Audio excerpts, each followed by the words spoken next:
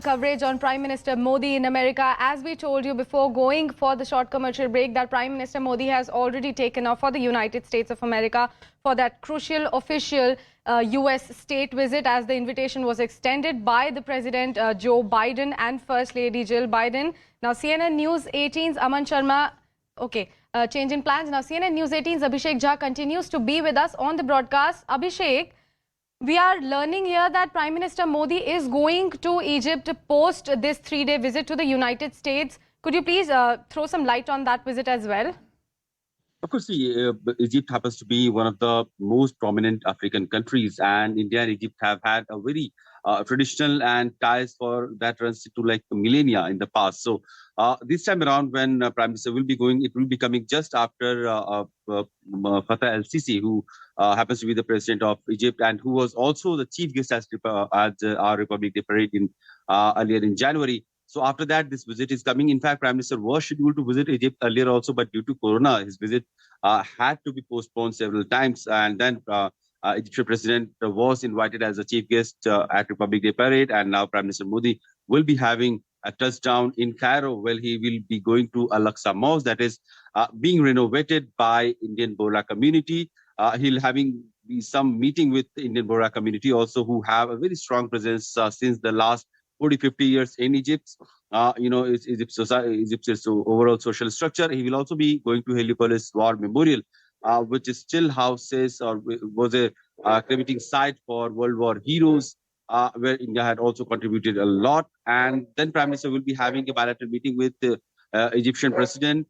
India is looking at Egypt for trade, commerce, and defense ties. Recently, we have seen Egypt receiving some of the grains from Indian side also in the wake of Russia-Ukraine crisis, when the world market was short of wheat and other grains supply. Then India came, forward, and India supplied to the various countries around the world essential commodities like wheat, and Egypt was also one of the getter of those supplies. And now when we see Egypt, when India talks about the global South, Egypt happens to be one of the prominent nations among the global South, and Prime Minister's visit to Egypt in that context is very important, because it will also open an outreach to the other Asian countries, other African countries, where India wants to make a very strong ties. Yes. Well, Abhishek, would request you to please hold on, because CNN News 18's Aman Sharma continues to be with us on the broadcast, and my next question is for him. Aman, time and again, America has sort of reiterated on the fact that India should participate in global, addressing global challenges more actively. How do you think this visit particularly is going to impact that sort of urge coming in from USA, and also the ties, the current ties between the US and India? Well, clearly, Sakshi, if you see the contours of this visit, it is very, very clear that, the US is also looking forward to lots from India on this visit, especially in the context of the Russia-Ukraine war. We have a G20 leader summit coming up in the September 9th and 10th in New Delhi, where top world leaders will be here. So this visit, in a way, by the Prime Minister also lays the foundation for what the G20 summit, leader summit, will all be about. And the agenda of that could be said, as we know that there is this challenge of arriving at a consensus statement at the G20 Leaders Summit, because Russia and Ukraine have been pressing for their particular points of view to be reflected in that. So India has a challenge towards that. But I think the larger contour also, the Prime Minister, as we see in his departure statement, clearly saying that this visit is about enriching the depth and the diversity of the India-US partnership. I think the choice of these words is very interesting, and how that, already the PM says that it is India-US ties are already multifaceted. There is deepening engagement across various sectors. We all know that US is India's largest trade partner in goods and services. But there are many other fields, especially defense and tech, where India is looking at a lot more collaboration from the United States of America, especially the critical and emerging technologies, the CET, which was added into this relationship just recently, and both the NSAs, the US NSA when he was in India recently, and our National Security Advisor, Ajit Doval, had a detailed discussion, we believe, on this particular aspect, increasing the cooperation in not just defense industries, so the industries of defense, both sides speak and collaborate with each other, but also in key sectors where India is looking to expand, like space, like telecom, like quantum, like artificial intelligence, even biotech. So these India is looking towards US to collaborate further, on this, and the line that he's used, an open and inclusive Indo-Pacific.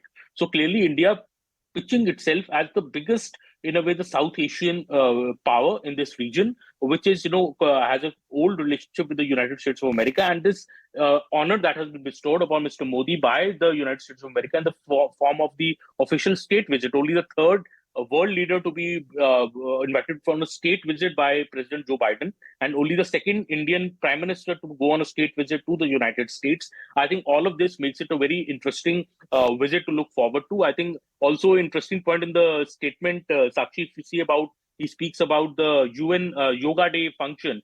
We should remember that it was in 2014 on India's proposal, in fact, on Narendra Modi's proposal, that United Nations recognized June 21 as the International Day of Yoga. So in a way, the wheel has come full circle, where India first proposed June 21 to become the International Day of Yoga in 2014. The UN, with a record vote of over 180 member nations, adopted this in 2014, and now tomorrow we'll have Prime Minister Narendra Modi at the in the lawns of the UN Secretariat, leading the Yoga Day celebrations himself, with the leading representatives from almost the entire every country of the world. Will quite be a momentous event. This also shows India's, I would say, India's spiritual power, India's soft power, that yoga has been adopted by the world. Since Mr. Modi gave it such a big push after becoming the Prime Minister, I think that is something that will be a big takeaway from this visit. Also, I think the big takeaway, obviously, the Biden's hosting a private dinner for Mr. Modi. This is separate from obviously the Big Bang state dinner. A private dinner for Mr. Modi is being hosted by the Bidens the moment after he lands in Washington, the day after. Also, I think a key event will be obviously the ceremonial welcome will be there, and a lot of Indian diaspora is meeting with the Ronald Reagan Center. But the Kennedy Center event, where the PM, I think, will be giving a very, very important speech, Sakshi, on the growth of the Indian economy, on the India's success story post-COVID, how India has conducted a record number of vaccinations, vaccinated the entire population of India, despite many in the world, fearing what will happen with India with such a 135 crore population. How will India be able to fight COVID? I think PM will want to showcase at Kennedy Center the larger India. Aman, I'm really sorry. I'll have to interrupt you there because it's